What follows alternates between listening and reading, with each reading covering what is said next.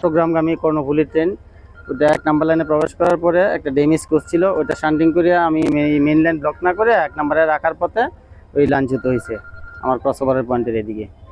এখন ট্রেন চলাচল স্বাভাবিক, ডাউন লাইন ব্লক আছে, আপ লাইনে ট্রেন চলাচল স্বাভাবিক। করার থেকে উদ্ধারকারী ট্রেন আসবে, অলরেডি রওনা দিচ্ছে মনে হয়, এটা আসতে অল্প সময় হয়ে যাবে, যেহেতু ডাবল লাইন এটা গাড়ি চলাচলে তেমন একটা বিলম্ব করবে না।